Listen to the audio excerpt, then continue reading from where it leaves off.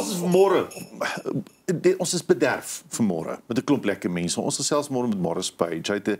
Hy's 'n musikant met 'n lekker liedjie, maar ook met 'n heerlike getuienis en 'n storie agter hom. En ek dink dis een van die lekkerste maniere om 'n jaar af te sluit op so 'n positiewe noot. Goeiemôre Morris. Goeiemôre julle, hoe gaan dit? Baie lekker, dankie. Welkom by ons. Baie. Morris, kom ons begin eers by wat jy aan het. Jy het hierdie 'n bietjie van jy's deur 'n ding hierdie jaar. Ja, so ortopediese stit vir die rug. Ja, vertel ons hoekom. Ek was in 'n motorfietsongeluk. Gelukkig was daar niemand of niks anders by betrokke nie, maar ek het myself bietjie misgis op 'n grondpad. Ja. En toe wys 'n motorfiets vir my dat hy kan nog steeds baas wees as jy hom nie met respek hanteer nie. En ek het toe van die motorfiets afgekom, ek en die motorfiets het gebolle makiesie en die motorfiets het op my geland. Ek het 3 breuke in my nek gehad en dan het ek 3 rugwervels gehad wat binne mekaar basies maar kom ons sê verkronkel het binne mekaar. Wag. Was dit hierdie jaar? Dit was actually hierdie jaar. Ja, dit was die 30ste Augustus. Dit was nou. Dit was nou, ja. En moet jy nie in die bed lê nie? Ek veronderstel, hulle het eintlik gesê ek sou 60% van my liggaam nie kon gebruik nie, van die arms af onder toe. En ek het wakker geword in ICU.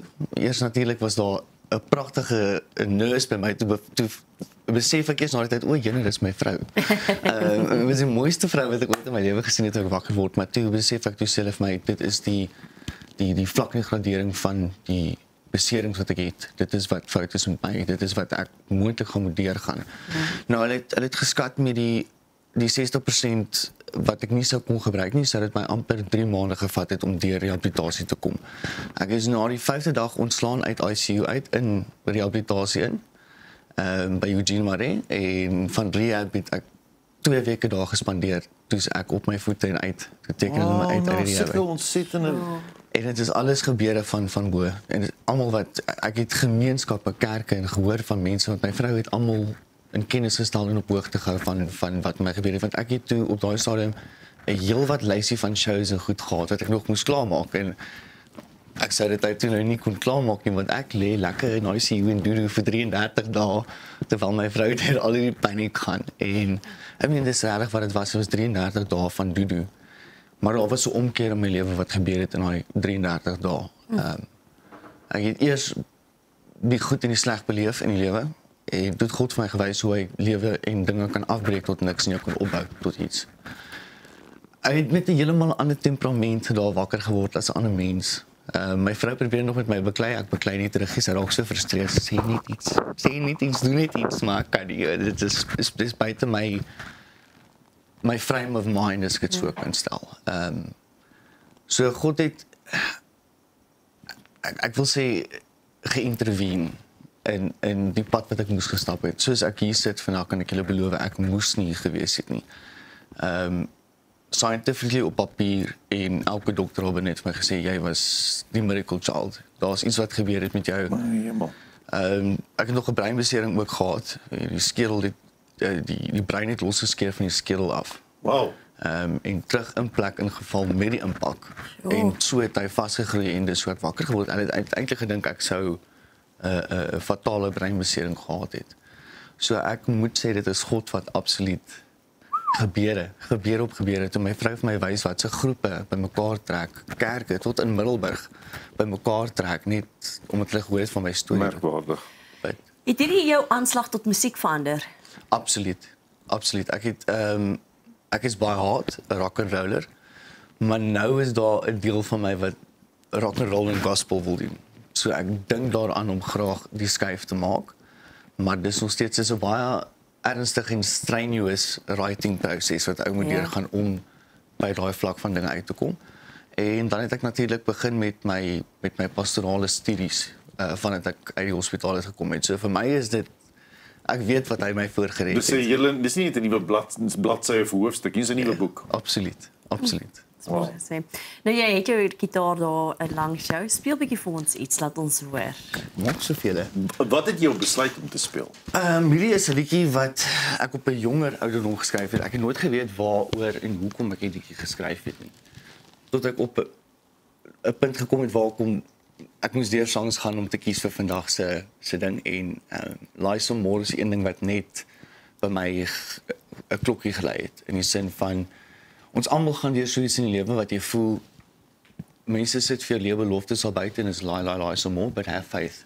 Daar's 'n rede hoekom jy nie nou in jou lewe daar is nie. Jou tyd is nie nou nie want jou tyd en sy tyd is in dieselfde tyd. Wow, dis mooi. So, dis.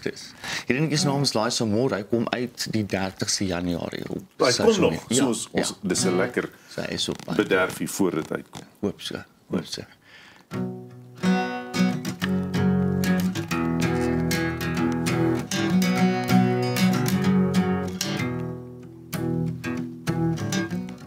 They tried to put us in these walls, tried to teach us right from wrong. They say it's not your fault indeed. I know this ain't what you need. Lie some more. It's empty promises. Lie some more. Paint your perfect story. Lie some more.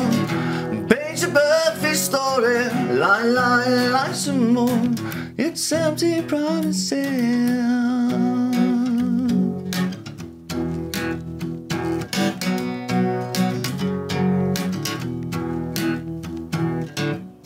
They say these talents go to waste. I know this is not your taste. The things we've come to see and do, nothing but taming the untamed truth. Lie some more. Paint your perfect story. Lie some more. It's empty promises. Lie some more. Paint your perfect story. Lie some more. It's empty promises.